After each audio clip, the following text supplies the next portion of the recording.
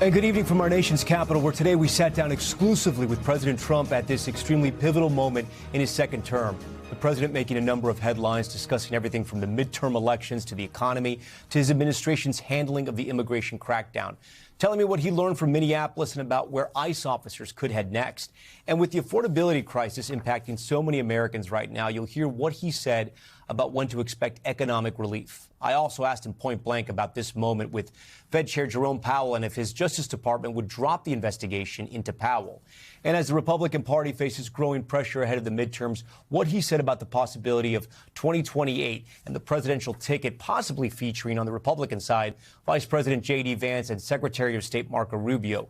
Plus, we pressed him on what those FBI agents were looking for when they raided an election office in Georgia. And his warning tonight to Iran's supreme leader after that country's deadly protest crackdown. Also, the surprising response when asked about his relationship with former President Bill Clinton. During our talk, the president pointing out ongoing construction on the White House ballroom, what he said about bulletproof windows and drone-proof ceilings being installed, and if he ever worries about his own safety, plus what he told me about his personal health. But we start with the major breaking news out of Minneapolis tonight. Tom Homan announcing he's pulling hundreds of federal officers out of Minnesota, and that's where our conversation begins. Okay, let's drill down into the news today. That big change on immigration, 700 officers leaving Minneapolis. Did that come from you? Yes, it did. But it didn't come from me because I just wanted to do it. We are waiting for them to release prisoners, give us the murderers that they're holding, and all of the bad people, drug dealers, all of the bad people. We allowed in our country, I say 25 million people with an open border policy for 4 years under Biden and that group, the auto pen group, I call them. We allowed to come into our country people the likes of which no country would accept, and we're getting them out. Yeah. But we've gotten a lot of them out. So crime now in Minnesota, crime now in Minneapolis is down. Crime in all cities is down. And you know why it's down? It's down because of us. It's down in Chicago by 25%, despite the fact that we are always dealing with these people, and they happen to be Democrats that don't know anything about crime prevention. Mr. President, speaking of Minneapolis, what did you learn? I learned that maybe we can use a little bit of a softer touch, but you still have to be tough. These are criminals. We're dealing with really hard criminals. But look, I've called the people. I've called the governor. I've called the mayor, spoke to them, had great conversations with them, and then I see them ranting and raving out there, literally as though a call wasn't made. We've done a great job everywhere. The only place there's been a little inflammation has been really, it's not Minnesota, because we've done well with crime. Los Angeles, too. There's been others. Yeah. Well, I saved Los Angeles. The top law enforcement officer, right at the beginning of my term when they were having riots, before me and it carried into me. If I didn't go in there with the National Guard, with troops, you wouldn't have the Olympics, which I got. I got the Olympics. You wouldn't have the Olympics in Los Angeles. And he said, without the president sending in the troops, we would have lost Los Angeles. Yeah. And you know what? I saved Los Angeles.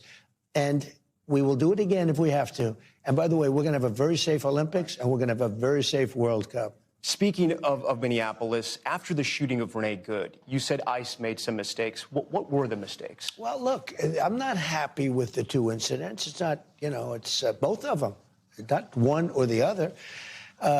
He was not an angel, and she was not an angel. You look at some tapes from back, but still, I'm not happy with what happened there. Nobody could be happy, and ICE wasn't happy either. But I'm going to always be with our great people of law enforcement, ICE, police. We have to back them. If we don't back them, we don't have a country. If we don't back them, you're going to end up, look, Washington, D.C. was a very unsafe place to be. You couldn't walk to the White House. You couldn't walk to a restaurant. Restaurants were closing. I inherited not only a mess with the country, I inherited a horrible, very dangerous capital. Do you know Washington, D.C. is now an extremely safe place? You see what happened. You're here a lot. When you mentioned Renee Good... Let me ask you, Tom. Yeah. You're here a lot. Yeah. Would you have walked down the street a year and a half ago with your family? No. But today you can, and nothing's going to happen. You mentioned Renee Good and Alex Peretti not being angels. Do you think any of that justified what happened to them, though? No, I don't. It should have not happened.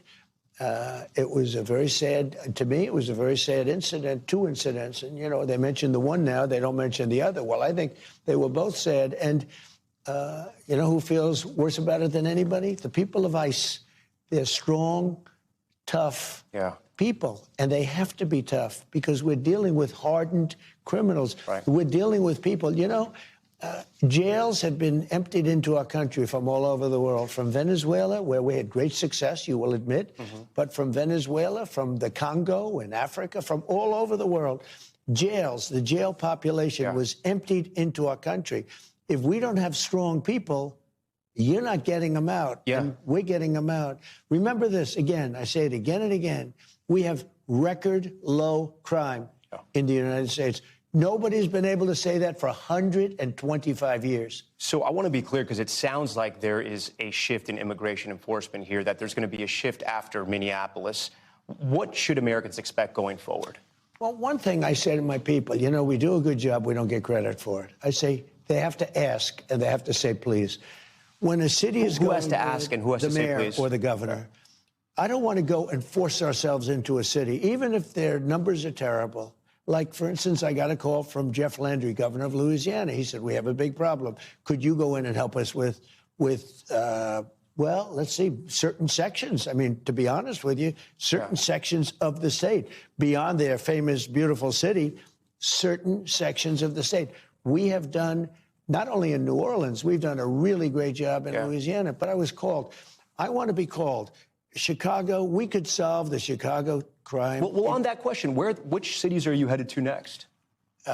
We have 5 cities that we're looking at very strongly, but we want to be invited. We will sometimes call the governors and are say, they cities like Chicago, Philadelphia? Are these the cities? We could straighten out the crime in Chicago. We've already brought it down 25% just by being there. We could have Chicago be a safe city, just like D.C. is a safe city, just like all of these places that we've gone to. And I look forward. You know, I didn't campaign on that. I campaigned on law and order, but I didn't think I'd be going into individual cities and making them safe. Anything else you can tell us about the 5 cities? The 5 cities, anything else? So Americans are ready? We'll be announcing them very quickly, but we could do something. As an example, I was called by people. San Francisco said, please, we have a Democrat mayor. He's trying very hard. Would you, friends of mine that live there, it's got crime problems. Would you let him do the job and not come in? Let's see how it works. I said, look, I can do it much quicker, much faster. Don't forget, we remove criminals. We took over 2,000 hardcore criminals out of Washington, D.C. If we didn't do that, 2% of the people create 90% of the crime. Think of that, 2%. So you have a criminal, because it's over and over again, 2% create 90% of the crime. We took out 2,000 people, more than 2,000 people out of Washington, D.C., and we now have a safe city. You, as I mentioned, you've had success on immigration. Illegal border crossings are at historic lows, right? You know, it's so nice that you said that. But if you look at Tom, what you just said. It's true. No, but it's so nice. I hope you air it. It's so nice what you said, because that's called good reporting. That's called fair reporting. Now give me the second part of Now let me give you the second part of the question. But if you look at the polls, most Americans say they don't like how you've handled immigration, right? Especially what's happened in Minneapolis. How do you change their minds?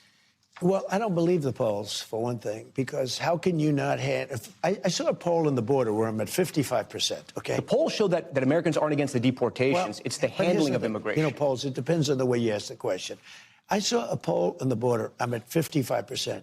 Well, how could I only be at 55% when everybody agrees that the border is totally, beautifully closed and nobody's coming in unless they come in legally, et cetera. It couldn't be better. I should be at 100%. I don't believe the polls. And some polls, I mean, I could show you polls where I'm polling at 69% popularity, and some polls where I have one at we'll ask the White House to share that with us. 71%. And then I have polls where I'm at 44% and 42%.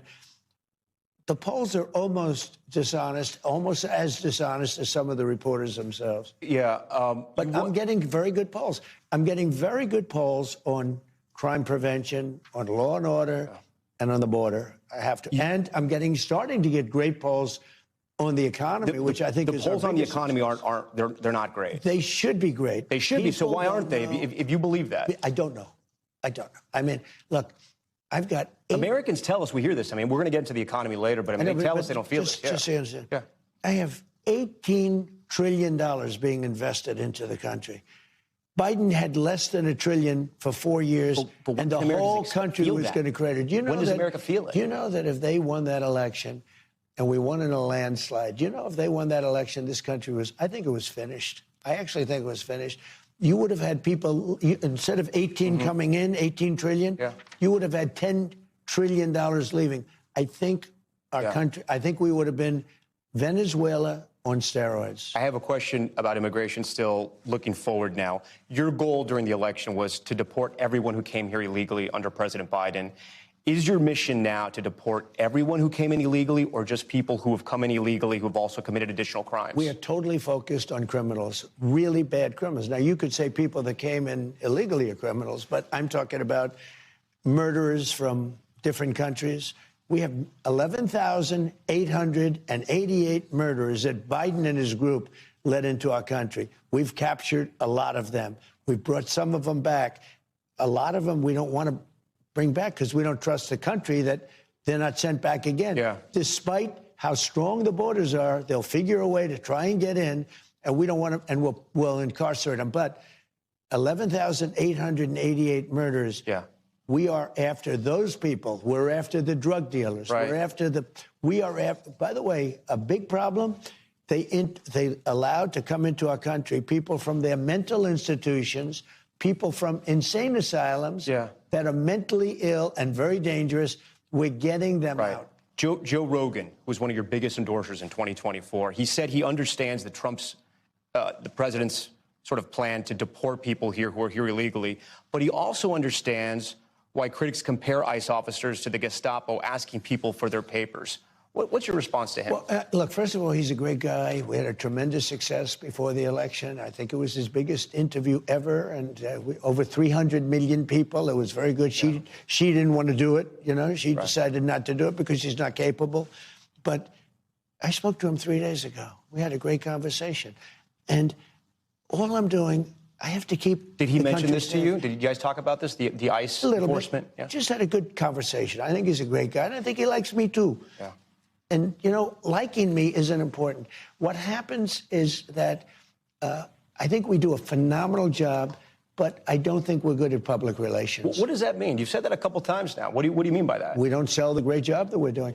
Look, we have the safest country. Is that your staff? Are those your staffers? Excuse me, people from your persuasion, somewhat left, to a job on numbers. It just came out that in 125 years, we have the safest country. The best crime numbers since the year 1900. That's a stat. Yeah, we know it's true. Way before my father was born. Think of that. And yet, then you talk about crime, or you talk about this, or you talk about that, and the poll numbers aren't that good. People, we don't do a good public relations job. That's why I'm doing the interview with you today. We appreciate it. I'm trying to help my people. You know, PR, public relations. Speaking of your people, you're never afraid to shake up your team. You've said that you're okay with shaking up your team. Do you still believe in Kristi Noem to deliver on your vision of immigration? Look, she was in charge of the border. The border's closed. I mean, everybody gives me A+ on the border. The border was a disaster. People were pouring into our country. But what about the enforcement? They don't even try and come up now. You know the beautiful thing? The caravans. I think I came up with that name. Thousands of people, 25, 30,000 people in a group. You know who sent them? Their countries. They sent the people that they didn't want. Not only criminals, people that didn't want to work hard, etc. They know who it is. They sent them into our country. We have nobody coming in anymore. We have very good. You just asked me, Kristi, we have the best crime numbers that we've had in 125 years. I think she's doing a very good job. Again, public relations. She's not getting credit for the job that she does. Let's move to the economy now. And excuse me, what is sad, though, and it is, we had the two primary incidents in Minnesota. So, and you shook up leadership there. You brought Tom Homan in. Yeah, I did. And Tom is great. Tom is a superstar. But you do thousands of arrests. You arrest thousands of rapists. You arrest thousands of the worst people. You arrest the drug dealers. I mean, we had drug kingpins. We had murderers. Thousands. No incident. We bring them back to their country. Two people.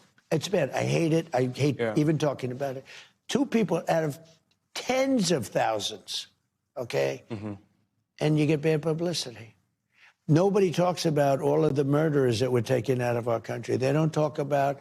but it was 2 Americans. They don't talk about we have the smallest trucks. As an example, we've been very tough on the waters, and soon, pretty much overall. But if you look at the waters where we knock out boats, each boat that we knock out, we save 25,000 American lives. We're doing a job like nobody's ever seen before. I just got off the phone with President Xi, and he is amazed at how well the United States is doing. He said he's never seen anything like it. You brought up the conversation, Mr. President, so let me ask you, what did you talk about with the leader of China? About a lot of topics. We talked What's the most important topic? Is it chips? Is it the wars in Ukraine? What is going on? I would say the economy, the relationship that we have with China. I'm going to be going there in April. Then he's coming here toward the end of the year. Coming to the White House? He's coming to the White House, toward the end of the year. We have a very good relationship. And, it's important that I have a good relationship, and for him that he has a good relationship with me. We have to have a good... These are the 2 most powerful countries in the world, and we have a very good relationship. You talk about tariffs? We spoke for an hour. Does he ask you about the tariffs? Is he saying this is hurting us? Well, they're paying a lot of tariffs, as you know. China's paying a lot of tariffs. In the past, they didn't. I'm the one that put tariffs on China. I put tariffs on a lot of... Tariffs are, just so you understand, making our country rich. Our country has taken in hundreds of billions of dollars in tariffs, really trillions, because the threat of tariffs is getting all of these countries to lose to us. And by the way, they've been doing it to us for 40 years. And now, but I'm doing it very judiciously, very fairly. But tariffs are bringing in tremendous amounts of money. I just gave $12 billion to our farmers because they were mistreated by certain countries. Tariff money. We're taking in hundreds of billions. No, and I want to ask you about that. I want to get into that. Talking about the economy, you've brought a lot of prices down, as we said. Some are still stubborn. Very few. But when you, very few. I get it. Yeah. When you talk to Americans, though, do you have to get them to understand that the prices are not going to come back down to your first term because we had a pandemic and we had record inflation? Are people's expectations too high, or is it just too expensive to live in America? I just, again, don't think we're selling it properly. We've done a great job. But it's expensive out there. You saw gasoline this last week at $1.99 a gallon. It used to be, it was $4.50, $5 a gallon. $1.99 a gallon gasoline. I think we've really bring it. I mean, I don't expect them to be much higher. Now, there's a natural inflation. But they're never going to go down to that first term. I inherited the worst inflation in the history of our country. It was through the roof. Now, you will say it wasn't in history. It was 48 years. You know, there's a theory that was, I say it was the worst. But whether it's 48 years, I inherited the worst inflation in the history of our country, and now we have almost no inflation. Think of it. You know what it was for the last 3 months? 1.2%. You know what it was under Biden? You can't count that high. I inherited the worst inflation. I inherited the worst crime. I inherited high prices. So when I inherited inflation is down 2.7 right now, but it is down. No. For the last 3, don't forget, I've inherited this mess. For the last 3 months, it's at 1.2%. You know that? But the last, last 3 months. You floated the idea of $2,000 rebate checks for Americans from tariff revenue. Who's going to get that, and when is that going to happen? We'd make it. I'm looking at it very seriously. I'm the only one who can do it because I'm taking in hundreds of billions of dollars of money. But you can promise some Americans will get those checks? Oh yeah, sure. I can do that. I haven't made the commitment yet, but I may make the commitment. So it's not. Well, I just gave 1776, right? To the military. Right, $1,776. But you said all. You know, it was $1,775. They presented it to me because that's what we have in a budget that I created because I want to take care of our military. Nobody takes care of the military like I do. So, $1,775. And I said, wait a minute. If you had $1, it's $1,776. You know that's quite a famous date. Yeah, of course. So anyway, so I gave $1,776 to our military. And they are very thankful. Let's get to the Fed. And now I may be doing that with regard to the entire population. Okay. Let's get to the Fed. Is there any doubt in your mind that interest rates are going to be lowered? Not much. Why? How can you say that? I just think they're going to be lowered. I mean, they should. Is your new Fed pick on board with that? We're way high Okay, we're way high in interest. We have now, with me and with all the money, I've always been good at money. And with all the money coming into our country, we're a rich country again. We have debt, but we also have growth. And the growth will soon make the debt look very small. Because it's the greatest way, you have two ways. You can cut, and we do that anyway, and we did that. You know, we got rid of hundreds of thousands of federal workers. Yeah. And those workers went out and got themselves jobs in the free enterprise system. And you know what? That's called making America great again. We had 10 workers in the federal government for every single job. When the Democrats go in, they hire. I could right now give you the best employment numbers in history. You know what I do? Go out and hire 2 million people, put them in the federal government. Does your new Fed pick, do the opposite. Yeah. Does your new Fed pick understand that you want him to lower interest rates? Oh, I think he does, but I think he wants to anyway. I mean, if he came in and said, I want to raise them, if he said that, he wouldn't have gotten the job. He would not have gotten the job, no. Okay. No. If I thought he was a interest rate, now there'll be times if I see inflation on the horizon, but we don't have that. We have low inflation. Remember, 1.2% inflation in the last 3 months. We have low inflation and we have tremendous growth. You haven't had these numbers like this. We have, think of it, low inflation, great growth. All I have to do is one thing, easy. Get down the interest rate. Do you think the Fed chair answers to you or is an independent body? Well, I mean, in theory, it's an independent body, but I think, you know, I'm a smart guy. I know the economy better than almost everybody. You know, so he answers to you. They did that prediction chart a year ago, and they had 71 great economists and me making the predictions. And, you know, only 2 people were right, me and one other guy who is a very smart professor from a certain school that I went to. Yeah. Very good school. Yeah. And the 2 of us were right. Everybody else was wrong. There's been bipartisan suggestions that the criminal investigation to the current Fed chair, Jerome Powell, is payback, right? For not lowering interest rates, but also for when he was in that sort of news conference with you with the hard hats and he was shaking his head and showing you the papers and disagreeing with you in public. Is that why he's under criminal investigation? He was very respectful to me. He wasn't just, he was explaining to me. Yeah. I'm asking him, why are you spending almost $4 billion on a very small little complex of buildings? It's the highest price per square foot. He's renovating buildings for $3 to $4 billion. And, you know, this Fed chair that I have I think is going to be great. He might not have a home because this guy has spent so much money. And I looked, it's a see-through. There's nothing inside. They are spending money. He's in charge of the project. Yeah. This is the Federal Reserve building I'm talking about. It's a very small little, it's actually a couple of little buildings. They're spending more money than any building ever built in history per square foot. Some Republican senators say they're not going to approve him unless you drop that investigation. A lot of people say a lot of things. You don't think that's true? You think, I don't know. Is it worth it to drop the investigation to get your Fed chair through? I think the investigation is the investigation. It's being handled by Pam and Janine and the people. They'll make their own decision on it. Let's talk about AI. Have you ever used... But I do say this about... You can't let a man spend billions of dollars doing a bill. I would have done that job for $25 million, and it would have been done much better. Right. They're spending billions of dollars on a renovation of a little complex. Let's talk about AI. Have you ever used ChatGPT or Claude? I haven't really, but I know all about it. Let me just talk about AI. Yeah. AI is a big deal. AI is going to be maybe the biggest thing, bigger than the internet, bigger than anything else. We are leading China by a lot. We are leading everybody by a lot. They're all building their factories here. And you know what I did for the electric? Because they need twice the electric as we currently produce for the whole country, which is crazy. Nobody can do that. But so what I did is I came up with a concept. Each building that is built is going to generate their own electricity. They're going to build their own electric plant. We are building numbers of AI. And by the way, also auto plants, everything. Right. We're building everything. But do you know, I just left Michigan. I was with Ford. They were going to close this building that was built in the early 1900s, one of the biggest factories. They were going to close it. It was scheduled to close prior to my election. Right. After I won the election, they said, let's try keeping it open.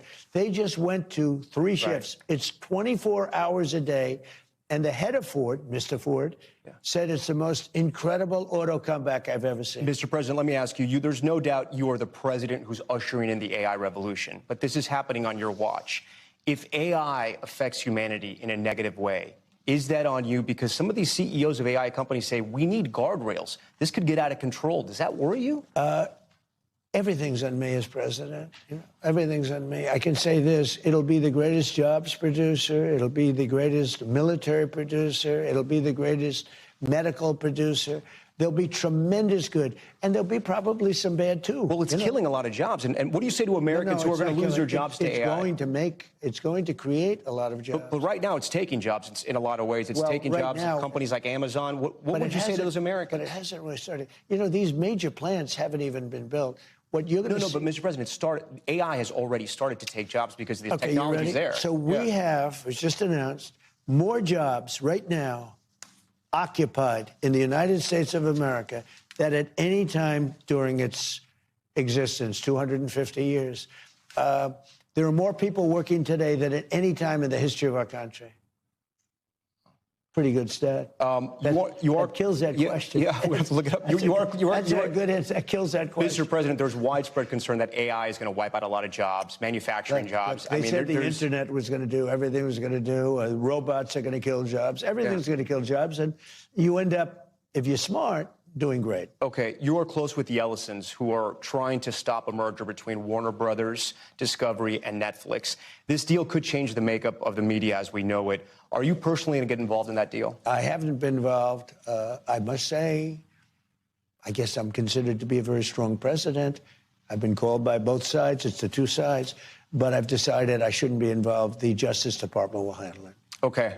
In what way? Just looking at it to see if it's regular? They're going to make a decision. I mean, there's a theory that one of the companies is too big and it shouldn't be allowed to do it, and the other company is saying something else about, they're knocking. But you're not going to interfere, even though you're close with the Ellisons. They're beating the hell out of each other, and there'll be a winner. Okay, let's talk about the midterms.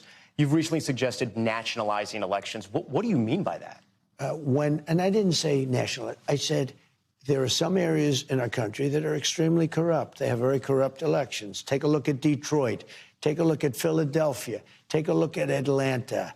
There are some areas that are unbelievably corrupt. I could give you plenty more, too. I say that we cannot have corrupt elections. If we have to, if they don't straighten it out. As an example, voter ID. Why don't the Democrats want voter ID? You know who does want voter ID? Democrat voters want it, but Democrat politicians don't. Why don't they want it? Because they want to cheat on elections. Can you imagine if I were a politician and they asked me, do you want voter identification? And I said, no, there's no way you could win that debate. But even the Democrats don't want voter ID. If they don't want voter ID, that means they want to cheat. We can't allow cheating in elections. Now, if we need to put in federal controls as opposed to state controls, remember this, they're really an agent. They're really accumulating the votes for who wins an election. If they can't do it honestly and it can't be done properly and timely, then something else has to happen. Will you trust the results of the midterms if Republicans lose control of Congress? I will, if the elections are honest. Look, I want the last one that wants to complain. I just had a great election. They say one of the greatest elections, you will agree, ever. Won all 7 swing states. Won 84% of the counties in America. That's why the map is all red. We just had a great election. I believe there was cheating. I think there was cheating. Well, speaking of counties, what are you doing in Fulton County? It was too big to rig. Speaking of counties, what is happening in Fulton County? I'm not doing anything, but the FBI went in because it's been under I guess, review for years. The cheating that took place in Fulton County and in that particular nobody knows what's in the warrant. What are they looking for? Find out. Look, why would anybody be upset that they went in and they got the ballots, I guess, right? Yeah. Again, they did this. That's been under review and under investigation for 4 years. And now they got a court order. You know, they got a court order signed by nobody knows what the evidence is. A respected but liberal judge signed a court order allowing them to go in and pick them up.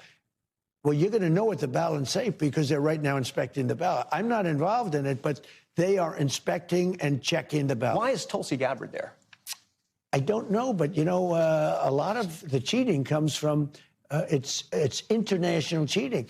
You have people, they say, from China trying to. You put this on Truth Social. Do you think China tries to influence our election? We know that foreign governments try to influence a lot of things in this country. Therefore, she's foreign government. But she's tweeted out some theories about Italians and satellites. I mean, do you believe that stuff? No, I didn't cheat. I sometimes will read truth. Yeah, I'll read truth. Okay. But let me ask you this. If China or any of these countries are involved in our elections, that would bring her into it. And everybody knows that Russia, they talked about Russia, it turned out to be a hoax. It was Hunter Biden. It wasn't Russia. Look, we have to have honest elections. Yeah. There should be nothing wrong with the fact that they went in, got ballots from a while ago, and they're going to look at them. And now they're going to find out the true winner of that state. Yeah. And you know what? If there was cheating, which there was, but if there was cheating, it should be found because we can't let it happen again. Mr. President, I have a few more important questions for you. That's okay with you? Yeah? Sure. Okay. I mean, they've all been important. Let's go to, there's a new lawsuit by you and your family that you're suing the IRS for $10.5 billion for leaking your tax documents. Yeah. Is this a good use of taxpayer money? You can't leak documents. And any money that I win, I'll give it to charity, 100% to charity. Charities that will be approved by government or whatever. I have another lawsuit with the United States. I sued because they broke into Mar-a-Lago. But that's taxpayer money. It's going to get taken out of the system. I know it's going to charity, you're going to say. And I've won that case. I mean, they broke in, the FBI illegally, Biden and his group. It wasn't Biden. He didn't know what he was doing. It was a group of very smart radical left people. They're very smart. They've lost their way. Right. And they broke into Mar-a-Lago. They broke into my home. They went through they had warrants. My wife's drawers. Yeah. They went through, that's a double meaning. They went through Barron's, my son's, everything. They went through the whole house. Hundreds of people. They went in with guns. They went in, guns would have been ablazing. So how would this work? Wait. I brought a lawsuit. Essentially, the lawsuit's been won. I guess I won a lot of money. How would this work, though? Scott Bessent's the head of the IRS. Pam Boondi's the head of the Justice Department. They're going to defend the IRS against you. You're their boss. Well, there's never been anything like it, in all fairness. So are you going to tell them to pay you? Don't forget, I sued as a private citizen because I sued between terms. I won 3 times. Are you going to tell them to pay you? I won 3 times, but I didn't assume, unfortunately for this country, I didn't assume office the second time. But here's the story. I sued because they broke into Mar-a-Lago. That was before I became president. Now it goes along, and it turned out that the suit is a very strong suit. You're going to tell them to pay you, though? Because you're the boss. Well, what I would do, tell them to pay me, but I'll give 100% of the money to charity. I don't want any of the money. You take it out of the system. A couple more questions here. No, I'm putting it back into the system. Yeah. If I give money to American Cancer Society, I will give 100% of the money away to charity. I don't want any of it. $30 trillion debt, and we're going to take $10 billion out of the system? Well, I mean, you give it away anyway. They give away a lot of money. Your endorsement I'll tell you what, speaking about that, Minnesota and these other states, we have massive investigations going into fraud. Yeah. Do you know if we captured 50% of the fraud of this country right now, we would have better than a balanced budget. And you got to mention that. Minnesota, $19 billion in fraud that we know about. Your endorsement is the most important thing in the Republican primary. No, in any primary. Will you endorse in the 2028 presidential primary? I hadn't even thought of it, but probably, yeah. I mean, I'd be inclined to. I have great people. We have a great bench. We have a lot of people. But, yeah, I think so. You've suggested that J.D. Vance, Vice President J.D. Vance, and Secretary of State Marco Rubio would be a tough ticket to beat. Who should be at the top of that ticket? Well, I don't want to get into this. We have 3 years to go. I don't want to, I have 2 people that are doing a great job. I don't want to have an argument with, I don't want to use the word fight. It wouldn't be a fight. But look, J.D. is fantastic, and Marco is fantastic. How are they both different? Doing a great job. And I do think this. It's a great question. I think that's your most interesting question. Yeah. I would say one is slightly more diplomatic than the other. I think they're both of very high intelligence. I mean, they will do shows. They will do Joe Rogan as opposed to the opponent not doing it because they couldn't handle it. They will be able to do whatever they have to do. I think there's a difference in style. You can see the style yourself, but they're both very capable. I do think the combination of J.D. and Marco would be very hard to be beaten, I think. But you never know in politics, right? They say, in the age of Trump, you never know. Yeah. On January 21st, 2029, do you see any scenario where you are still president? I don't know. It would be interesting. But wouldn't it be terrible if I agreed with, if I gave you the answer that you're looking for? It would make life so much less exciting, right? It would be so much less exciting. But I only do this for one reason: make America great again. And that's what we're doing. We're making America great again, greater than ever before. Our country is greater than ever before. We're a rich nation. We're taking in hundreds of billions of dollars in tariffs from nations that took advantage of us. They thought we were stupid. They thought we were fools. They laughed at us. People were laughing at us 1.5 years ago. They laughed at this country. They're not laughing anymore. They respect us. And I get along with them. They respect us. Mr. President, I have pages and pages of questions, but they're telling me my time is up. I thank you for your time. We'll do it again. Thank you. Mr. President, thank you. That concludes the sit-down portion of our extended interview with the president. Right after this break, we'll show you our walk and talk in the Oval Office, where we discussed Iran, the Clintons, and the president's own health. Stay with us. We're back now with a special edition of Top Story following our exclusive sit-down interview with President Trump. We immediately continued the conversation where he showed me some of the Oval Office, but we also discussed important topics like Iran, Cuba, and his own health. Here's that conversation in its entirety. This room had almost no pictures up. Yeah. And these pictures all came from the vaults. Yeah. And they're magnificent. I mean, I think they're magnificent. And all, first run, top of the line stuff, but mostly of presidents. We have a couple with Ben Franklin, but I think he qualifies, right? Ben Franklin's pretty good.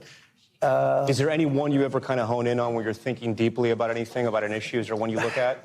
Maybe all of them. They're so different. George Washington, and you have Jefferson, and I took Ronald Reagan in. Gave me a place of honor also. Did a great job. But Honest Abe Lincoln. Who do you have up here? I mean, these are big ones here. That's Ulysses S. Grant, George Washington. Here we have the famous, come on over here. Yeah. Here we have Declaration of Independence. That's one of the three. This was in the vaults for many years, and I said, it's time to take it out of the vaults. Do you think at one point people will talk about you when they talk about presidents like Washington and Lincoln? Is that something you think is going to happen? All I know is this, it's such an honor, but all I know, I'm walking down, and everyone's screaming, goat, goat. I said, what are they talking about? I hope they're right. Not for me, but for the country. Because if I do a great job, that means the country is doing well. You're building the new ballroom. We hear about this new arch you're building, the Garden of Heroes as well. You're building a lot of things that are going to cement your legacy. Are you also doing this so the country never forgets you? No, I think we need glamour brought back to our country. We need prestige. We need beauty brought. I mean, in addition to everything else, we need strength. We need all of those things. Like I'm doing an arc, a triumphal, they call it a triumphal arc. 57 cities have arcs. Yeah. We're the only major important city. Washington, D.C. should have maybe the first arc. Yeah. We're doing one that will be more magnificent and larger than the Arc de Triomphe in Paris. I would say the Paris arc is probably the most... stunning. It's incredible. We're going to do one that's going to top it. Is it true it's going to be 250 feet to mark the anniversary? It'll be about that, yeah. It'll be a little bit taller than the one in Paris. It'll be a little bit larger than the one in Paris. You're doing a lot of things for the 250th anniversary. Yeah. What do you want Americans to feel this July 4th? Strength, victory, security. You have a secure country. We've done so much militarily. We have a great military. I mean, you saw Venezuela. That was... the people, the general that was in charge, he lived. He said he's never seen anything like it. They were all ready. You talked about the weapon, the discombobulator. What is that? Discombobulator. Well, I'm not allowed to talk about it. But what does it do? Let me just tell you, you know what it does? None of their equipment works. That's what it does. Everything was... How does it... It was my name. I'm very proud of the name. Everything was discombobulated. It was, practically a shot wasn't... they were ready. Right. And when we came, they couldn't do anything. You saw this on the video. You could tell. Tom, it discombobulated everything. Nothing worked, even including humans. Well, let's put it this way. Out. We lost no equipment in a very strong, and they're good fighters, great fighters. In a very bad environment, It was a military base, the biggest in South America, because the house was in a base in in a very, very tough environment. We lost no men and we lost no equipment. The discombobulator just knocked everything. Well, it did something. It did something. Did Delcy Rodriguez work with you guys before that raid? I can't talk about that. I mean, I don't talk about. Do you trust her? Well, so far she's done a great job. I mean, so far she and all of the people that are working with her. Remember in Iraq, they got rid of everybody. They had no generals, they had no people, they had nobody to run the government. Turned out to be a mess, and that's where ISIS came from. You know, that's where ISIS came from. Came from the military and all the people. They formed ISIS. It was handled very badly, but this is handled very well. Do you think the Cuban government will still be there? The current leadership will still be there by the end of your term? Well, Cuba, now you're asking a different question. Cuba's in big trouble. Humanitarian aid is going to have to be sent there. They're in big trouble. It's a disaster. They got their money from Venezuela. They got their oil from Venezuela. They turned the oil into money, et cetera, and there's none of that happening anymore. They're in big trouble. We are. Do you think that government is still there, though? Do you think that government lasts? I don't want to say that, but we are talking to Cuba. You're talking to Cuba. You know what? Look, we have tens of thousands of people that were forced out there here. They voted for me, 94% Cuban population, previous Cuban population. Now they're Cuban Americans. Maybe they go back. Maybe they want to go back. They're going to have that choice. But for years, they've been talking about this happening. Now it's happening. We are talking to Cuba. We want to open it up to those people that want to visit. Even, you know, I think most people, when they hear, they want to stay here. I hope that's true. I hope we're not going to lose them. But they're going to have options, and they're going to be able to go back, Tom, and see their loved ones, see their family, their friends. Should the supreme leader in Iran be worried right now? I would say he should be very worried, yeah. He should be. As you know, they're negotiating with us. I know they are, but the protesters have said, you know, where are the Americans? You promised them we would have their back. Do we still have their back? Well, we've had their back, and look, that country's a mess right now because of us. We went in, we wiped out their nuclear. So if I didn't take out, you know, we have peace in the Middle East. Yeah. If I didn't take out their nuclear, think of it. If we didn't take out that nuclear, we wouldn't have peace in the Middle East because the Arab countries could have never done that. They were very, very afraid of Iran. They're not afraid of Iran anymore. We wiped out those beautiful B-2 bombers, one's right over there, those beautiful little model. Those beautiful B-2 bombers went in and they hit their target, every single bomb, and obliterated it. And because of that, they were going to have a nuclear weapon within 1 month. Yeah. Within 1 month, they were going to have a nuclear weapon. Yeah. That was a big threat. That they're not going to have it anymore. But if we obliterate it, what's the deal about? I mean, if there's no more, are they trying to restart the nuclear program? Well, I heard that they are, and if they do, and I let them know, if they do, we're going to send them right back and do their job again. So your understanding is they tried to restart it, and that's why you're threatening force? They tried to go back to the site. They weren't even able to get near it. There was total obliteration. But they were thinking about starting a new site in a different part of the country. We found out about it. I said, you do that, we're going to do very bad things to you. Yeah. Mr. President, the ballroom over here, I want you to show it to me, because the thing you said that stood out to me, it's going to be massive. But it's got a drone-proof ceiling and it's got bulletproof windows? What does that mean? Bulletproof windows because, well, we're in a different time. You know, if somebody's up making a speech, we're going to have the inauguration there. We're going to probably have, I would say, definitely it's going to be large enough. But we have drone-proof ceilings. What does that mean? That means if a drone hits the ceiling, it bounces off. It doesn't blow up a building. It's a fortress, essentially. It's protection. It's going to be a fortress. Well, it's going to be very heavy steel. Okay. It's very simple. It's heavy steel. Because of that, do you... And by the way, the ballroom is so beautiful. It'll be the most beautiful ballroom of its kind, and it's very much in keeping with the White House. You survived that assassination attempt that we all covered. It was terrible, 2 of them. Do you worry about your safety? I mean, when you think about the ball, you do? I worry about it, but you have to put it out of your mind. Otherwise, you wouldn't be able to do your job. You didn't think about it as much before. Now you think about it a lot. Maybe it could be. I mean, you look statistically, I'm in a very dangerous job. Yeah. I mean, if you take a look at the walls, if you take a look, you know, statistically, this is a much more dangerous job than being a race car driver or riding those Broncos. You know, those bulls are tough, right? But I wouldn't want to do that. But statistically, being president is the most dangerous job there is. We first met 10 years ago when you were running the first time. How do you feel now as you approach 80? I feel great. I mean, physically and mentally, I feel like I did 50 years ago. It's crazy. Now, there'll be a time when I won't be able to give you that answer, but that time hasn't come. I do. I think it's very important. I've done more physicals. I take physicals just to give the report out. Yeah. I take cognitive physicals. So I do a cognitive mind test, okay? And a lot of people wouldn't be able to do very well. Not easy. You get to those last questions. I've aced. I've done 3 of them. No other president has agreed to do them. I do them because I have no problem with it because I'm 100%. Now, there will be a time. Still taking the aspirin? Still taking the aspirin? I do. I take aspirin.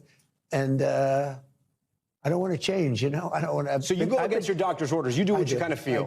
I've been taking aspirin for 30 years, and I don't want to change it. So, they say take the smaller one. I say, well, I want that blood to be nice and thin running through my heart. If at any point your age impacts your job, who's going to tell you that, or do you think you'll know yourself? I think I'll know myself, yeah. I think I'll know myself. I wouldn't do an interview with you, as an example. Yeah.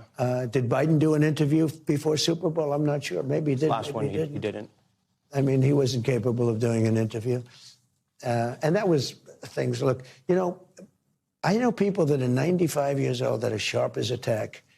Biden was a bad thing for old people. He's the worst thing that ever happened to old people because he obviously didn't have it. And one of the things that's so depressing about the press is the press refused to report the obvious. And he did have very smart people around him, but they had a radical left culture, and they were very bad for this country. This country would not have survived 2 more years if one of them got elected. Yeah, we didn't get a chance to speak about the DOJ. I appreciate all your time and of your staff's time. They've been very, very kind. Yeah. Should anybody else expect the DOJ to kind of come after them like you've come over after some of your political enemies? You remember this time? Yeah. I was impeached twice, 2 fake impeachments, won both of them easily. Republicans stood by me 100%, but I won both of them. Mm-hmm. I was indicted 87 different times. And then you asked me that question. Yeah. So I think I'm extremely moderate, especially for what they did to me. They wanted to take me down. I said to somebody, do me a favor, add up the counts. If I lost, I won. But if I lost these cases, add up the counts and tell me how long would I have to serve in prison. You know what they came up with? 287 years. I said, I better win. In your mind, that calculation means it's okay for the DOJ to go after your political enemies? No, it isn't. And I could be involved. I'm the chief law enforcement officer of the United States. I could be involved, but I'm not. I don't choose to. But when they say to me, oh, you're going after people, I got indicted all of those times. It's 287 years in jail they were willing to put. They asked me a question yesterday at the press conference about Clinton because of the testimony. The Epstein thing, which turned out that I have nothing to do, and they did, about Epstein. And they said, do you think it's terrible, with the subpoenas and everything, and they're disobeying the subpoenas? And I actually said, it's a shame. You have an ex-president, and you have, the president's wife and Secretary of State. And I said, it's a shame. It is a shame. NBC News broke the story today. I don't know if you saw it, that the Democrats are already saying, if you bring President Bill Clinton and he has to testify, we're bringing President Trump. What do you say to that? I think they might say that, but they've already brought me. See, I've been brought. They had me indicted many, many times. Many, many times. They didn't do that to Clinton. Do you think if the Democrats win in the midterms, at least one House of Congress, they're going to try to impeach you? Well, I've done a great job as president. They say I've had the best first year of any president in history, and I think I have. If you look, I settled 8 wars, biggest tax cuts ever. Right now, we have more under construction with the factories, the car plant. They're all moving back into the country. They were stolen from us over a 40-year period. They're all coming back from Germany, from Canada, from Mexico, from Japan. I think I had the greatest first year that we've But had. You think they may come after you again? Well, they'll find something. Like I did an interview with you, and because I did the interview, let's impeach him or something. Anything out there that Americans are going to be surprised about that you're going? Yeah, I'll tell you, they shouldn't do it. And that's one of the things. I didn't do it for that reason, but it bothers me that somebody's going after Bill Clinton. See, I like Bill Clinton. I still like Bill Clinton. What do you like about him? I liked his behavior toward me. I thought he got me. He understood me. He was the one that said very famously that you don't want to run against Trump when there were 18 people. It was 18 people, including me, total. And he kept telling them, you don't want to run against Trump. Run against anyone. Don't run against Trump. And Hillary sort of laughed at him. He said, Hillary, you know it, and I know, don't run against Trump. Yeah. And they ran against Trump. It didn't work out too well, did it? Thank you very much. Thank you, Mr. President. We thank you for your time. Thank you. Appreciate it. Have a good time. And we'll have even more of the interview coming up on Sunday during the Super Bowl pregame show on NBC. This extended interview and transcript are available at NBCnews.com right now. We thank you for watching, and remember, stay updated on breaking news and top stories on the NBC News app or watch live on our YouTube channel.